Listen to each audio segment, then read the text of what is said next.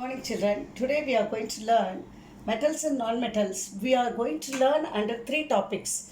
One is general properties of metals and non-metals, chemical properties of metals and non-metals, and how do metals and non-metals combine together to form ionic compounds. First, let us learn the physical properties of metals and non-metals. You know, they are all lustrous. Metals are all lustrous. That is why, because of their shiny nature, we are using it in the jewelry. If you see the gold ornaments which you are wearing, it is actually an alloy. Pure gold, we cannot make any jewelry items. So they will mix it with either with copper or with silver. Mostly copper, silver, gold. They are all used for making jewelry items. Then non-metal, only one non-metal is very much shiny in nature, that is diamond. Diamond is made up of carbon. Graphite and diamond. You know graphite. The pencil, inside the pencil you are having a lead black color material. That black color material inside the pencil is nothing but graphite. And diamond and graphite are the two forms of carbon in which diamond is very shiny in nature because of its refractive index, so it is used in the jewelry. And iodine is also very much shiny in nature. Iodine and carbon, that is diamond, are the two non-metals which will be very shiny in nature. Then they used to make sound. That's why we are using the metals in making the bells.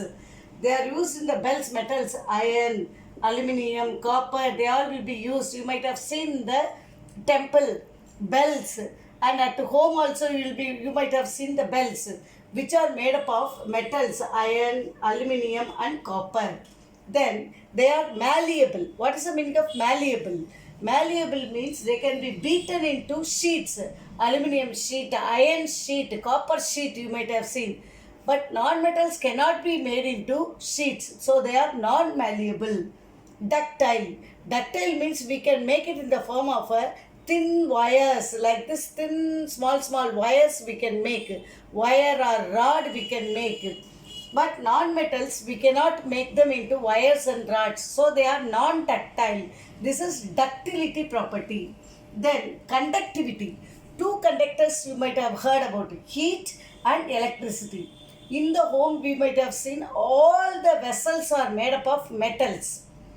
These metals, why they are used for making vessels? Because they are good conductor of heat. Aluminium vessel, cooker you might have seen, it is an alloy of aluminium. Then iron pans you might have seen. They are all used because of good conductor of heat. Then inside the batteries, if you see, ordinary battery which we will be using at home, inside that if you break it, you can see a pencil like material inside that batteries. They are nothing but graphite. The graphite is a non-metal which can be used as a conductor of electricity. Otherwise all the metals are good conductor of electricity. That's why you might have seen aluminium cable, iron wires, they are all copper wire, aluminium wires, they are all used in the cables because of good conductor of electricity. There are two metals which are having poor conductor of electricity. One is lead, Pb, the other one is tin. They are poor conductor of electricity. Lead and tin are poor conductor of electricity. Otherwise all the metals are good conductor of electricity. But non-metals, only one non-metal is a good conductor of electricity, that is graphite. That graphite is inside the pencil I told. It is a good conductor of electricity, it is made up of carbon. So you are familiar with the physical properties of the metals. Now sixth property, physical property of the metals. Metals are electron donors. Usually you can identify the metal from its electronic configuration. From 9th class itself we are learning how to write the electronic configuration of metal. In the K and L shell, M shell, if we write electrons, then the outermost shell electron is called valence electron. That valence electron, if it is 1 or 2 or 3, then they are called metals. More than 3 means they are called non-metals.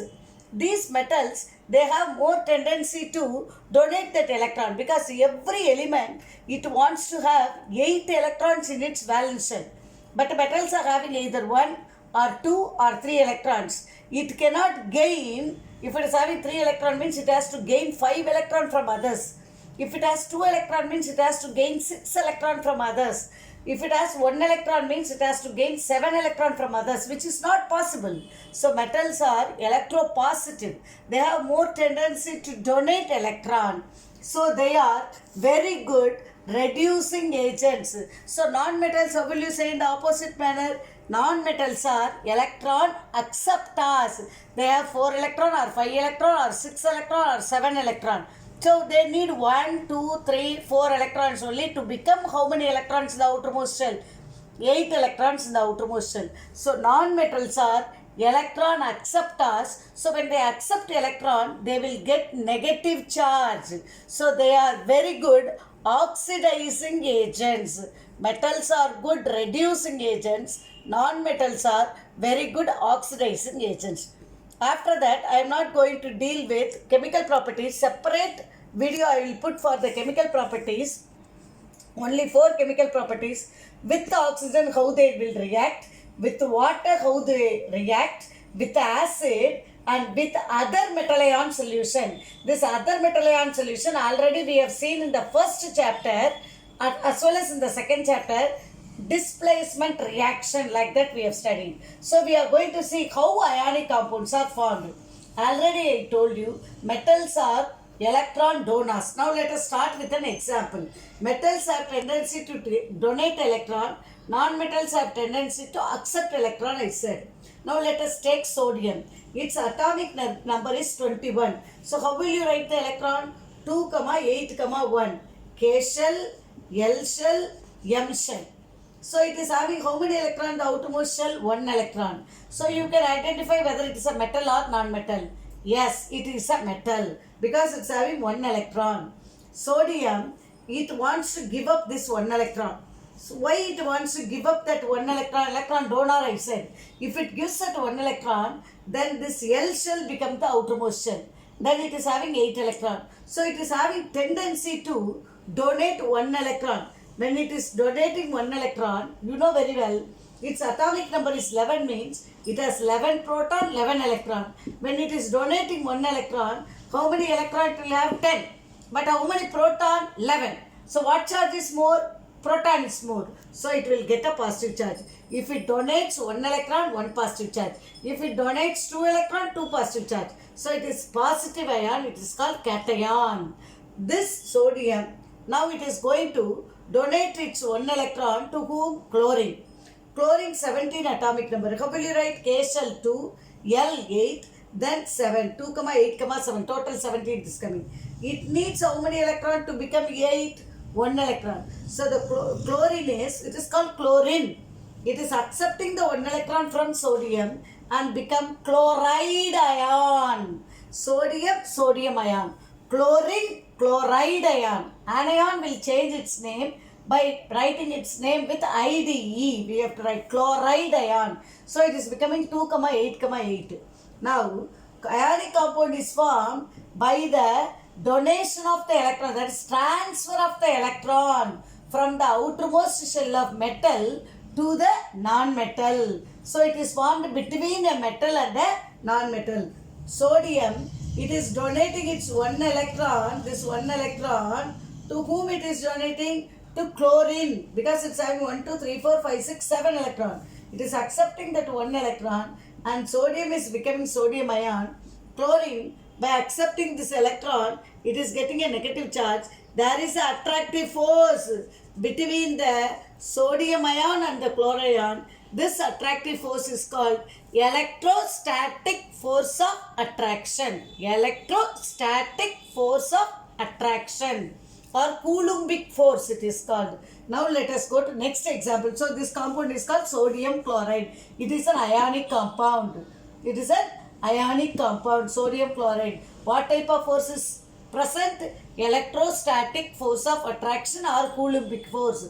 It is made up of what? Positive ion and negative ion. It will conduct electricity. This ionic compound will conduct electricity either in molten state or in aqueous state, because these ions have to separate. In solid state they are not separate. They are very tightly packed.